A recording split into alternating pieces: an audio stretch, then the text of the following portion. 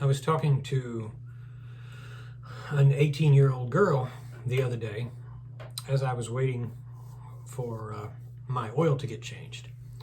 And this particular girl is at the local Rice College, Rice University down here, very prestigious university. Very bright girl. Graduated with honors from her high school, and at spry 18 years old, she is looking to take life by the horns in a way that I have no doubt that she will do. But like just about all 18-year-olds, her sights are to be set, or yet to be set. I know that completely surprises you. We got to talking about the Fermi paradox and other subjects. If you don't know what the Fermi paradox is, look up F-E-R-M-I, and as it relates to life on other planets.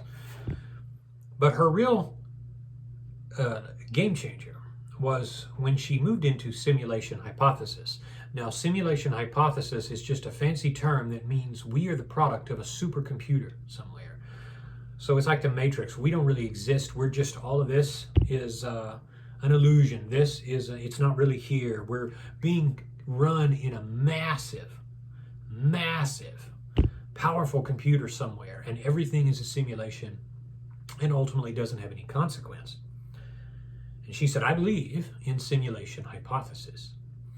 So I had to have fun with this. I said, where do you believe this supercomputer that's running us is? And she thought a minute and she said, well, we don't know because it's really, really big. And I said, let me stop you there. It's big? You mean it's so big that it's got to be about at least close to the size of the universe itself to be able to house and process all of that data? And she said, well, that's true, but it's probably a very advanced supercomputer, so it could be smaller. And I said, okay, fine. Let's say it's just the size of a normal galaxy, maybe even a small galaxy. How do you cool that and keep that from collapsing into a black hole? And she said, well, that's a good point. I really hadn't thought about it. Maybe there would be some problems there. And then to her credit, she admitted her theory was a little bit wanting. But you will often find that in life with people who are very smart. You will find that they're so smart they become stupid all over again. That is, they lack wisdom. They have lots of intelligence, but they lack wisdom. So they say things that are kind of dumb. Another one is life on other planets, like panspermia. They say, well, life is admittedly too complex to have evolved on Earth, so it comes from another planet. And of course, there again, you've just moved the problem to another planet. You haven't solved it. So you've created effectively an infinite regress. Where did this come from?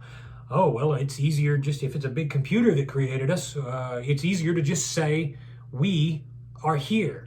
Or if it's life on this planet, it's easier to say that we're here. So somehow we came from here, unless you're going to explain where it came from on this other planet.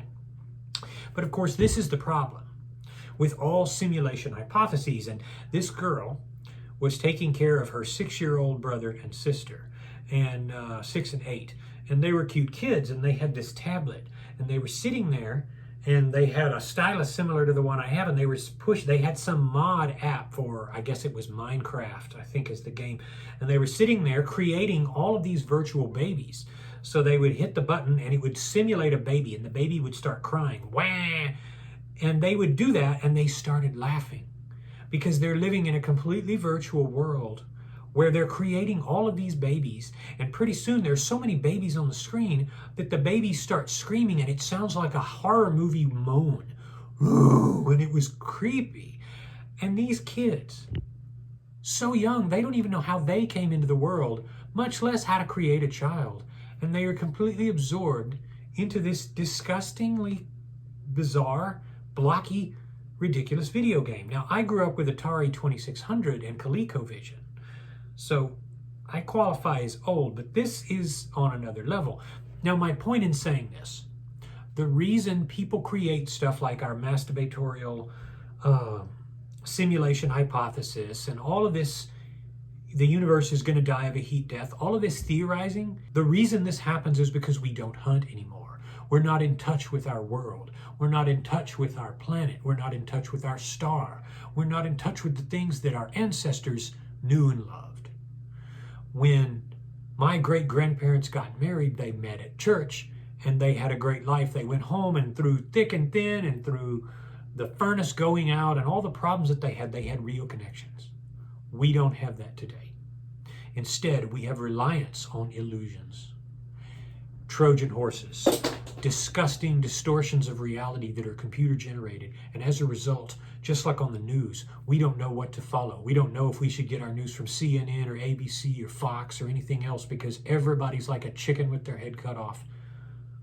And we spend all of this time looking for meaning when we could be just living life and just finding fulfillment in the relationships that are there. Neuroses develop, obsessions develop, all of these illnesses develop, not to mention overeating and binging and purging and addictions and alcohol and drugs. All of that is from the same problem. A satiated mind is what creates satiation in all of the human appetites. If your mind is poisoned, then everything else is poisoned. And the fact that we live in a world where people question whether or not we are real is so sad, because you disrespect yourself when you say stupid things like that, you philosophy students. I know I was one of you. I'm criticizing myself too. A little bit of a rant here, but you disrespect yourself and your abilities that you know you have. Your ability to do good at whatever subject you're good at in school, or your ability to throw a ball, your ability to perform on an athletic level. All of those things, the things that you have come to know and love, you distrust, all because of a whimsical theory. And when you disrespect yourself, you disrespect your mind, and therefore you disrespect your body. And that's why all of these people who are the intellectuals of our time are destroying society right now, because they are themselves subject to a mind virus. They have been infected not with COVID, but with something far worse, with a mind virus that makes them question their very existence. And when you question your existence, you don't know whether you're coming or going. You don't know right from wrong. And as a result, you give yourself to addictions. You give yourself to going out and splurging until you throw up. You give yourself to eating, and then eating again when you're not even hungry because you're bored. That's the sign of an unsatiated mind. And not only do you disrespect your mind and your sense of self, not only do you disrespect your talents and your natural innate abilities, but you disrespect your body as you suffer from the results of overeating or binging or not eating the right things in some cases. But you also disrespect your finances, your pocketbook, because you have to, like a drug addict, support your habit. Do you see why on this channel everything is connected? This is why I don't talk about superfoods. I don't talk about simple hacks and tricks, because it always gets back to self-mastery. A satiated mind is the key to everything else. Once you have your priorities in the right place, all of these crazy notions, all of these phantoms will go away.